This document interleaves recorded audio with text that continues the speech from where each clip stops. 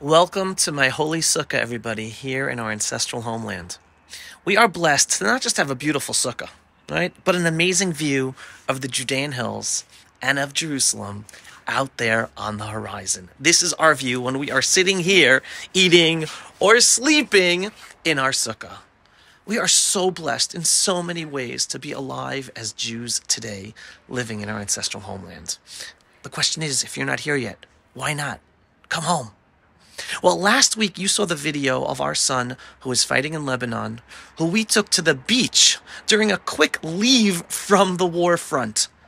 And if you didn't see that inspiring video yet, go to the website and watch it. Today I want to share with you the words of our other son that he wrote and posted before he entered Lebanon with his unit. Right? That's two sons up there on the war front. So our son starts by writing this, quote, "I haven't written much over the last year, but the feelings that I'm feeling now, I had to share. Sukkot 5775, the Jewish year, my unit, the Alexandroni Brigade, held a festive holiday prayer early in the morning, together with Rabbi Shmuel Eliyahu, the chief rabbi of Tzfat. Here is he standing with him. And we are about to continue fighting in the north of Israel in order to destroy our enemy and return our residents up north back to their homes." Wow. There was so much joy in this prayer.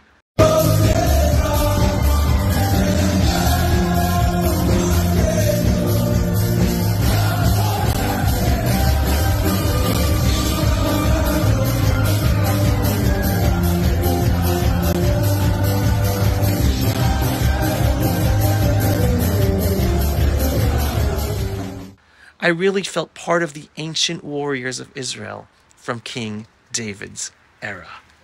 Mind-blowing.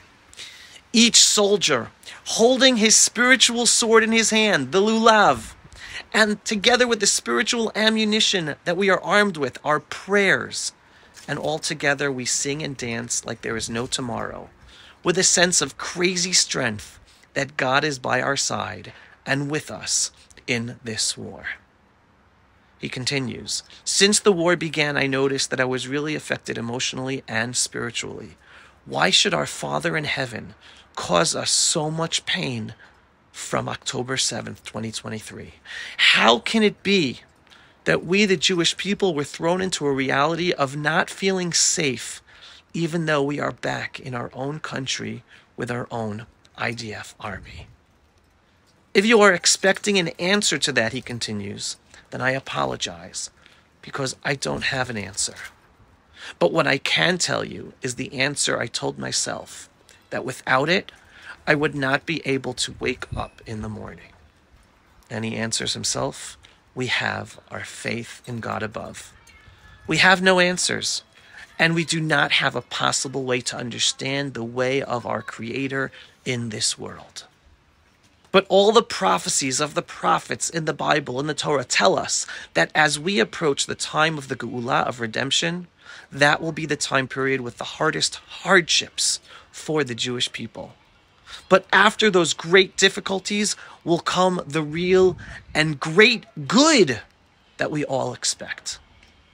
And that's why we have no other choice than to hold on tight to our faith and move on. I know it's not easy to digest and to use this message in order to get stronger from this. But trust me, faith and a smile is all it takes. God is with us, and he will always be with us. May we continue to rejoice and dance like in these uplifting prayers I had this morning. And with the help of our prayers and our fight, we will defeat our enemies.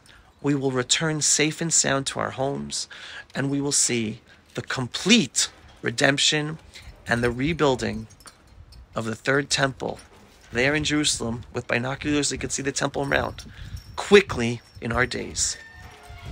Now it's time for battle." End quote. Those were the words of our son, written hours before going to fight in Lebanon. Honestly, I have nothing to add. I am in total awe of my son's words. He says it all. He is one of the next generation of proud Jews we are raising today in our ancestral homeland of Israel, our third Jewish commonwealth, strongly connected to the land and to the one above and their Jewish identity. And it's not just the religious youth. I want to share with you another message going around Israel today, written by a non-religious Israeli soldier who was also there at that same special Sukkot prayer service together with my son. He writes in Hebrew, and I'm providing the English translation. I quote. He's writing to Inon. Inon, this is how they celebrate in the IDF Alexandroni unit. I am completely secular, but I was moved to tears. We will make sure that Lebanon is a wasteland and its roads are dead ends, that a Jewish settlement will be built there in Lebanon. We are already in final preparations for the very next entrance into Lebanon until victory. End quote.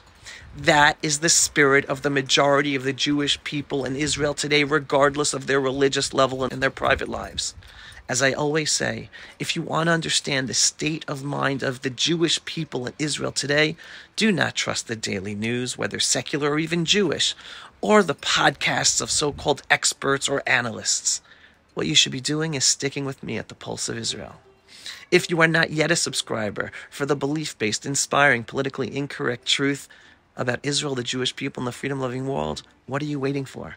Go to pulseofisrael.com and click to subscribe. And we are a donor-based organization. We need your support because we're heavily censored and shadow banned across all social media channels. Every once in a while, click on the donate button on pulseofisrael.com. Shalom, everyone, and happy Sukkot holiday. With all the pain of the war and with the sacrifices of the Jewish people today, we're going to come out of this stronger and more united ever than before. It's already happening. Yisrael Chai. Pulse of Israel, frontline videos from the Holy Land. Support our work by donating today.